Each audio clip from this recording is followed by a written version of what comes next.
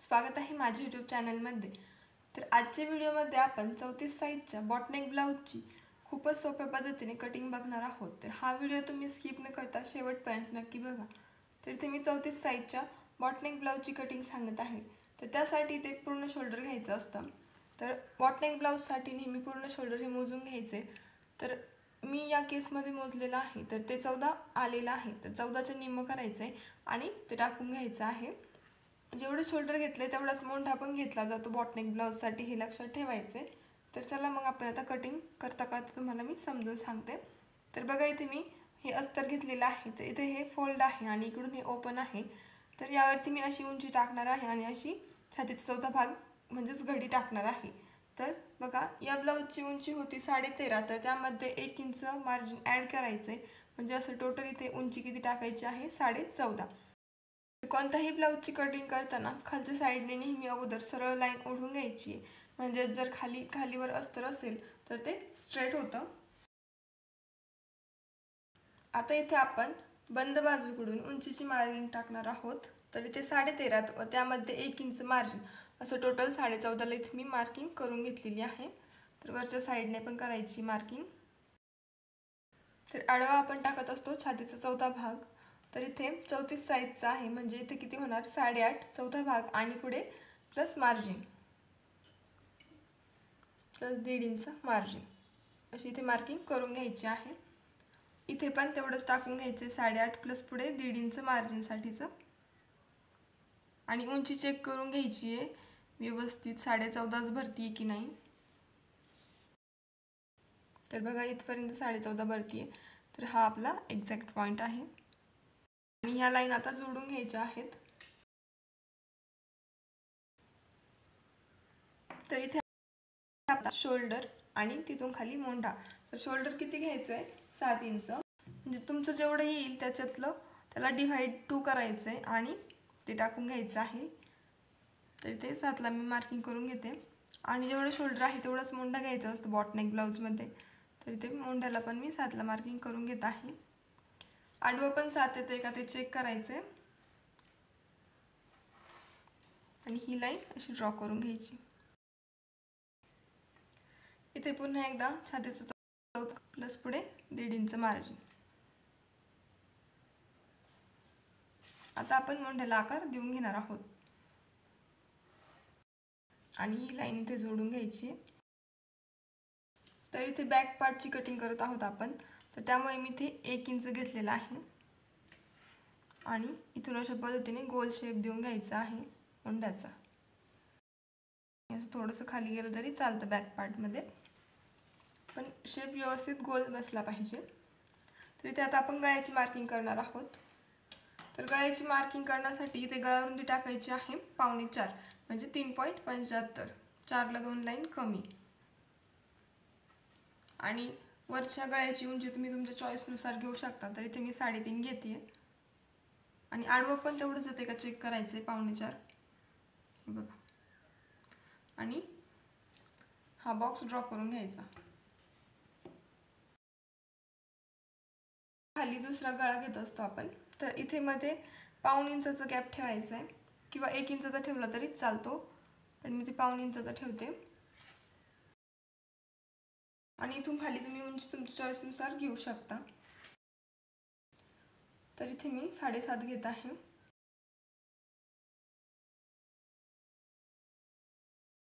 इथे आपण गोल गळ्याचा आकार देत असतो आणि इथे आपल्याला जसा हवा तसा आकार देऊन घ्यायचा आहे। तर इथे बघा अशा पद्धतीने मी गोल गळ्याचा आकार देऊन घेत आहे 1 इंच घेऊन, आणि इथे आपल्याला हवा तसा आकार। तर इथे याचं मी निम्मा करून घेते बघा, आकार देण्यासाठी सोपं होईल यासाठी। आणि इथून तिरकं 1.5 इंच आणि इकडे पण, आणि मग इथून अशा पद्धतीने थोडा असा गोलाकारमध्ये घेत इथे खाली असं पाना टाईप करायचं आहे मला।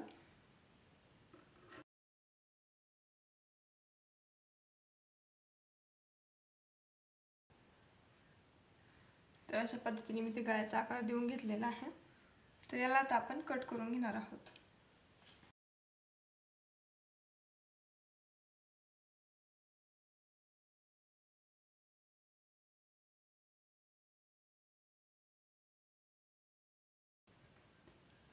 तर बघा हे अशा पद्धतीने आपलं ते बॅक पार्ट कट झालेला आहे। बॉटनेक ब्लाऊजमध्ये सर्वात महत्त्वाची टिप्स, शोल्डर हे डाऊन करून घ्यायचं असतं बघा, या साईडने, मोंड्याच्या साईडने थोडंसं बघा अशा पद्धतीने अर्धा इंच खाली कट करून घ्यायचं। तुम्हाला लगेचच गळा पण कट करून दाखवते कशा पद्धतीने होणार आहे रेडी।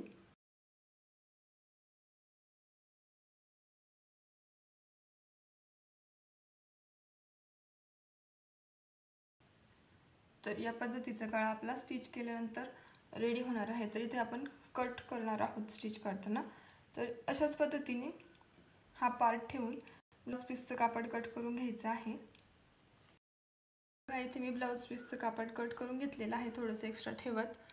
तर याला आता आपण स्टिच करणार आहोत। तर स्टिच करताना काय करायचं, अगोदर इथून अशा पद्धतीने पाव इंच एवढं मार्जिन पकडत इथपर्यंत घेऊन अशा पद्धतीने स्टिच करायचं आहे आणि मग मध्ये कट करून घेणार आहोत आपण। तुम्हाला मी ते स्टिच करून दाखवते। शिवताना ब्लाउज पीस व अस्तर हलू नये यासाठी मध्ये मध्ये टाचण्या लावून घ्यायच्या आहेत, म्हणजे ते आपल्याला सोपं जाईल शिवताना।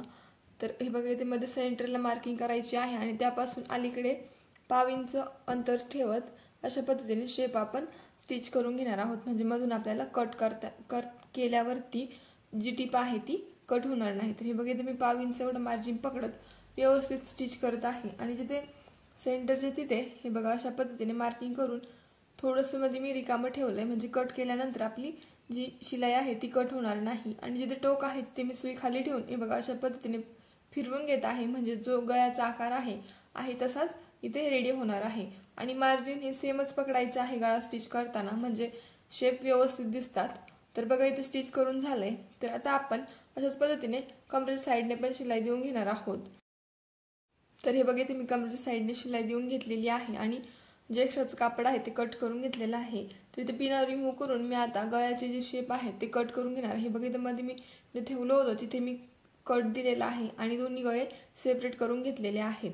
तर अशाच पद्धतीने तुम्ही पण करायचे, थोडंसं मध्ये अंतर ठेवायचं आहे म्हणजे शिलाई कट होणार नाही। आणि याला आता आपण छोटे छोटे कट्स देऊन घेणार आहोत, म्हणजे आपण गळा पलटी केल्यानंतर आहे तसाच आपला गळा जो आहे तो व्यवस्थित फोल्ड होईल। तर बघा इथे मी तिरके हे बघा अशा पद्धतीने नॉचेस देऊन घेत आहे। सेंटरला जास्त द्यायचे, म्हणजे जे टोक आहे ते व्यवस्थित होतं। आणि अशा पद्धतीने हात घालून आपला जो गळा आहे ब्लाउज पीसचा तो पलटी करून घ्यायचा आहे। इथे थोडंसंच अंतर राहिलं होतं त्यामुळे थोडासा जे आहे ते पलटी होण्यास थोडा वेळ लागतो। तर बघा ह्या अशा पद्धतीने इथे मी पलटी करून घेतले आणि जे टोक आहे ते बघा अशा पद्धतीने बोट घालून बाहेर काढून घ्यायचे आहेत आपल्या गळ्याचे। हे बघा इथे मी टोकदार वस्तूने त्याचं जे पूर्ण टोक आहे ते बाहेर काढून घेतलेलं आहे, म्हणजे गळा आपला आहे तसंच आता रेडी होईल। तर दुसऱ्या साईडचं पण याच पद्धतीने काढून घ्यायचं आहे। तर बघा किती व्यवस्थित आपल्या गळ्याला लुक आलेला आहे। तर यावरती आता आपण दाब शिलाई देऊन घेणार आहोत। तर बघा दाब शिलाई देताना काही काळजी घ्यायची आहे, जे अस्तरचं जे कापड आहे ते बाहेरच्या साईडने दिसणार नाही याची काळजी घ्यायची, म्हणजे जी फिनिशिंग आहे आपल्या गळ्याची ती व्यवस्थित राहते। आणि एकदम कडेकडेने दाब शिलाई देऊन घ्यायची आहे, जिथे टोक आहे तिथे सुई खाली ठेवायची आणि मग पुढे कंटिन्यू करायचं आहे।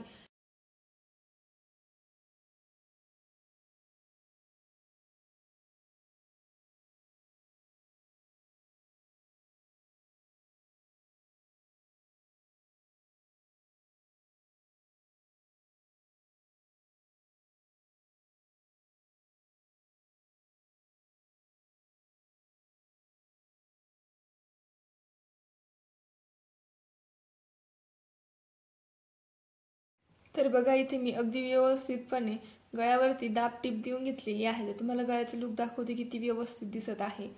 तर बघा, तर यावरती लेस आणि नॉड लावल्यानंतर खूपच सुंदर दिसणार आहे। तर आता आपण कडेकडेने जे अस्तरचं कापड आहे ते ब्लाउज पीसच्या कापडाला लॉक करून जे एक्स्ट्राचं कापड आहे ते कट करून घेतलेलं आहे बघा इथे मी। तर आता मधून सेंटरमध्ये मार्किंग करायची आहे आणि आडवा 4.5चा आणि उभा 4चा असे टक्स इथे टाकून घ्यायचे आहेत दोन्ही साईडने।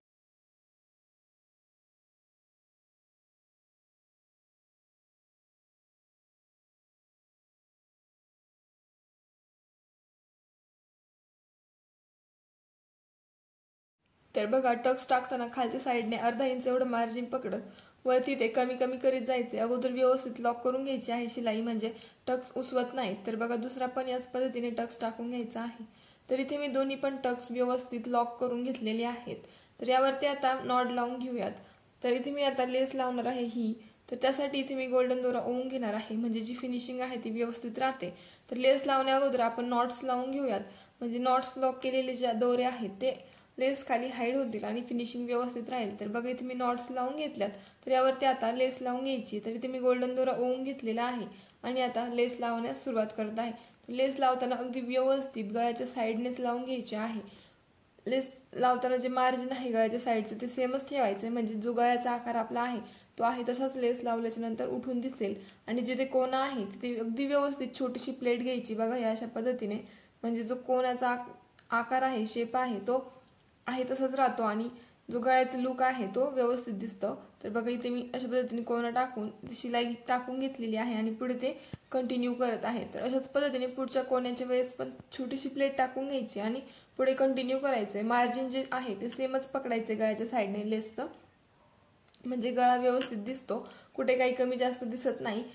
तर बघा मी इथे लेस अगदी व्यवस्थितपणे हळूवारपणे लावून घेत आहे। तुम्ही पण याच पद्धतीने लावून घ्यायचंय, अजिबात काही करायची नाहीये, कारण लेस लावल्याच्या नंतर गळ्याचा आकार जो आहे तो अगदी व्यवस्थित उठून दिसतो, परंतु लेस पण व्यवस्थित लागली गेली पाहिजे तरच तो व्यवस्थित दिसतो। जरी ते कोना आहे तिथे जर कोना आला नाही तर गळ्याचं लुक अगदी बिघडून जातं। तर बघा अगदी सावकाश लेस लावून घ्यायची। तर बघा इथे मी पण अगदी सावकाश अशा पद्धतीने लेस लावून घेत आहे। तर तुम्ही पण याच पद्धतीने लावायचे, म्हणजे आपला जो गळा आहे तो अगदी उठून दिसणार आहे।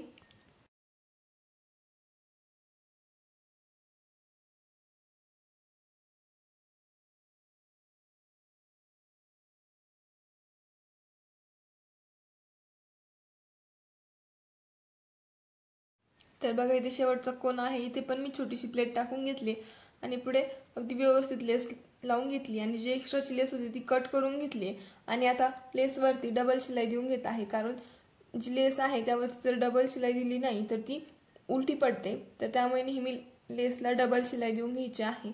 तर बघा इथे लेस लावून झालेली आहे आपली आणि गळ्याचं लुक बघा किती सुंदर आलेला आहे। तर बघा नॉट्स पण इथे लावून घेतल्यात। तर या नॉट्सला मी इथे छोटे छोटे लटकन जे आहेत ते बनवून घेणार आहे। तर बघा तुम्हाला मी या गळ्याचा जवळून लुक पण दाखवणार आहे। तर आपल्या गळ्याचा आकार बघा किती व्यवस्थित आलेला आहे लेस लावल्याच्या नंतर सुद्धा, म्हणजे जसं आपण कट केला त्याच आकारात आपला गळा इथे रेडी झालेला आहे। बघा अगदी व्यवस्थित गळ्याचा लुक आलेला आहे। जो खालचा पानाचा आकार आहे आपल्या गळ्याचा तो अगदी व्यवस्थित दिसत आहे, कारण की लेस लावताना अगदी आपण सावकाश लावलेली आहे। जो कोना आहे तो पण व्यवस्थित आलेला आहे। तर बघा हे छोटे छोटे लटकन मी इथे बनवून घेतलेले आहेत। तर तुम्हाला मी या गळ्याचा जवळून लुक दाखवते, म्हणजे कशा पद्धतीने स्टिच केलंय ते तुमच्या लक्षात येईल। तर तुम्हाला ही आजची गळ्याची डिझाईन कशी वाटली, शिवण्याची पद्धत कशी वाटली हे तुम्ही कमेंट्स करून मला नक्की कळवायचे। आणि जर व्हिडिओ आवडला असेल तर व्हिडिओला लाईक आणि शेअर करायचे। आणि जर तुम्ही चॅनलवरती नवीन असाल तर चॅनलला सबस्क्राईब करायला अजिबात विसरायचं नाहीये, म्हणजेच पुढील येणारे व्हिडिओज तुमच्यापर्यंत पोहोच होतील। थँक्यू।